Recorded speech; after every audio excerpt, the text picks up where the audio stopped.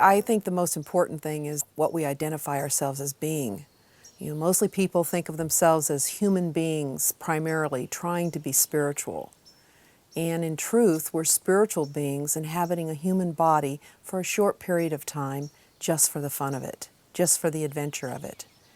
And I think when we identify ourselves like that, then everything else just happens. Every moment actually is a spiritual moment.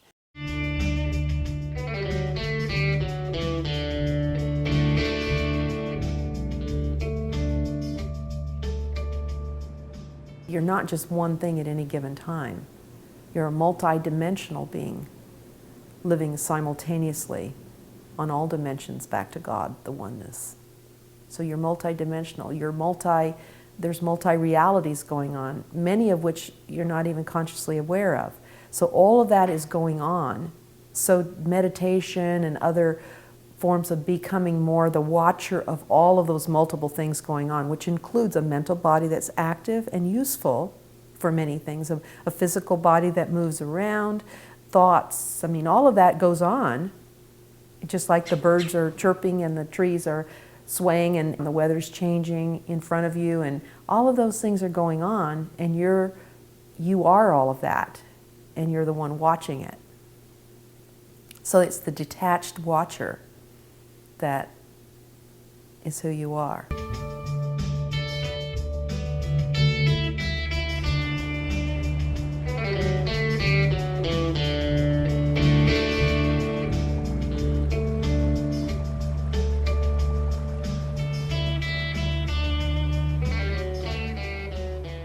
The witness is just knowing who you really are, the spiritual being that you really are, and identifying primarily with that.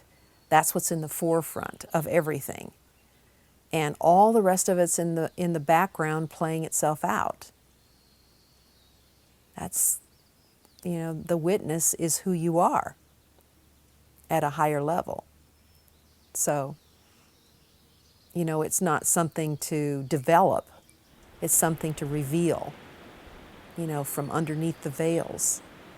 It's something to ask for. Ask and thou shalt receive. It's something to value. And once those things happen, it just appears because it's never been anywhere but right there, just waiting.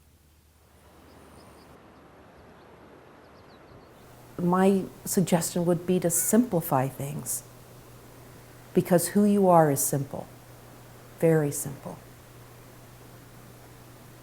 and very available. You've never left it, and you never will. You could not goof it up no matter what you did. And no one else is closer to it than you are. No one. So our job is to fall in love with ourselves, who are our true selves, not our ego, not our personality or our bodies, but our essence, our energy. And to live in that feeling of being in love with all of reality. Because at some point you extend it beyond your own personal personality, and you see it all as you. And it's really comical when somebody's being hideous, because they're gods acting out this play. So I think that's what we're all seeking, is that place in consciousness where we can actually look out at everything and be in love with it.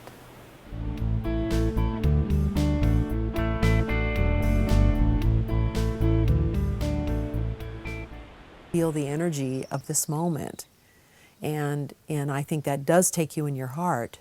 It takes you into love. It takes you into, feeling just in awe of life, of all things.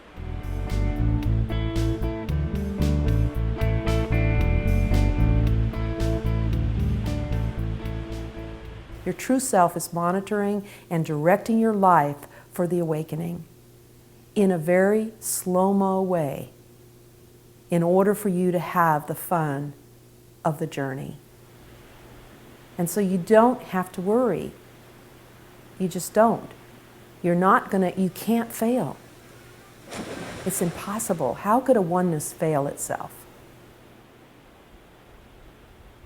Really, let your mind think about that. We've only pretended to be anything other than the oneness. And that's a good thing. Without pretending to be something other than oneness, I couldn't look over and see you. And that brings me joy. I couldn't see flowers. I couldn't see anything because oneness is only one thing. It takes two things to be able to look upon another thing. Does that make sense? Yes. Yeah.